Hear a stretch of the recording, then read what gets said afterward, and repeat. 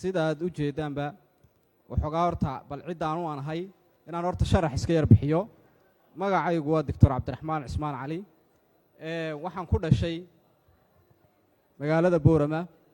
waxaan ku soo barbaaray isla magaaladaasi waan ku soo barbaaray.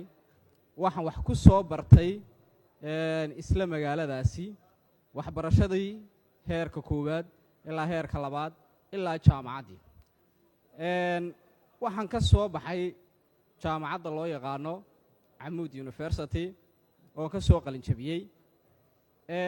waxaan ka soo shaqeeyey xilliyadaasi shaqooyin kala duwan.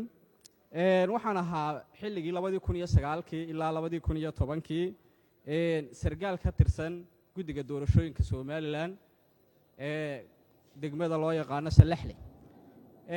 waxaa kaloon ka soo shaqeeyey 2012 ilaa 2013 xogayihii guddiga doorashooyinka Somaliland ee u fadhiyey Lughaya gobolka Awdal. waxaan kaloon ka soo shaqeeyey oon bara sare ka ahaa maamul goboleedka Puntland loo yaqaano muddo ku dhow 5 sannadood ayaan ka soo shaqaynayay. halkaasi oo college magaciisa loo yaqaano Almuntada oo Puntland ku yaala aan ka soo shaqayn jiray.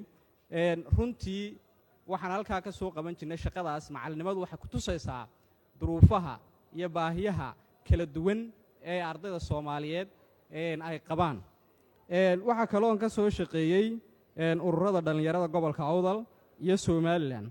waxaa kaloon qayb ka ahaa hormuudka dhalinyarada gobolada dhinacyada nabadda, nabad dhisidda, horumarka, dimuqraadiyadda iyo ka qaybgalka dhalinyarada dhinacyada siyaasadda.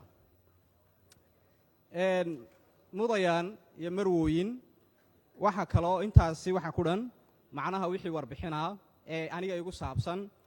maanta waxaan u taaganahay musharax golaha aqalka sare ee kursigiisu yahay 49 ee gobolada Somaliland gaar ahaan gobolka Awdal.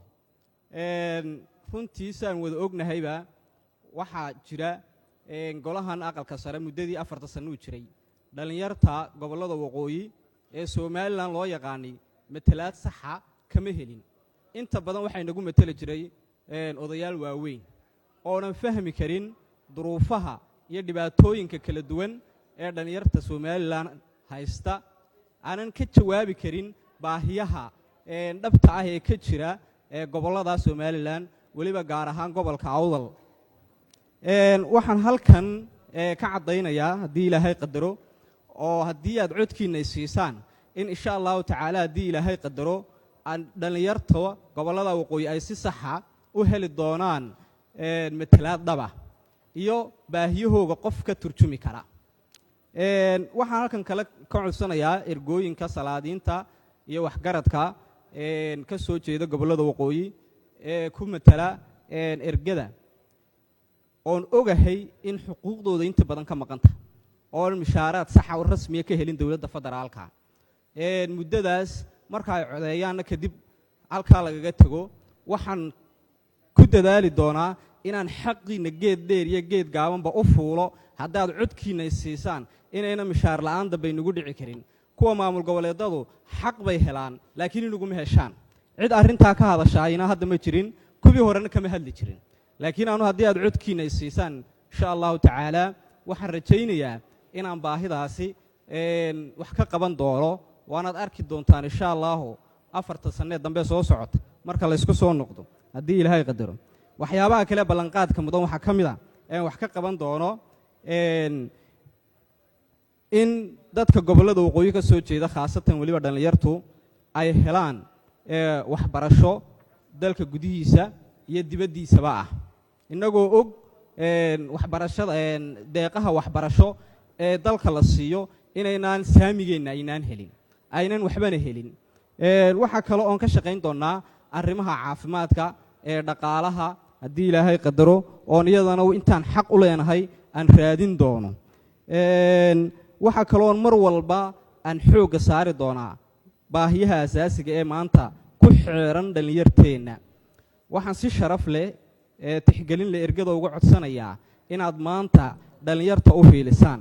war waynu aragnay odayaasha fadhiyo kuraasta dhallinyarta isma fahmi karaan runta kolka laga hadlo maalinkaad codka siisaan wixii ka dambeeya albaabaday ka xirtaan waxaynu ognahay dhallinyarta gobolladeenna somalilan ka timaadaa ee muqdisho timaadaa qaarkood 4 sano 5 sano 6 sano ayay bilaashaqooyin halkaa fadhiyaan kuwa gobollada kale ka yimid xaqooga way helaan dhibaataduna waxa weeyaan cid matalaad saxa siisaay ma helaan dhallinyarteenu war maanta dhallinyarta ha loo hiiliyo ergada sharafta leh waxaad ogtihiin wiilashiinii iyo gabdhihiinii in weliba iyagoo jaamacada ka soo baxay oo wada master ah oo maxay ahayd inay shahaadooyin sare sita inayna helin shaqooyin dhibaataduna waxa weeyaan waa odayaasha waaweyn eed kuraasta geynaysaan eed halkaa inagaga dhaqaaqaya waxaan si sharaf laynii ka codsanayaa inaad codkiinna maanta dhallinyar ahaan ugu hiilisaan haddii ilaahay qadaro annaguna waajibkiina saarnaa iyo xaqiina saarnaa aan ka gudanno haddii ilaahay qadaro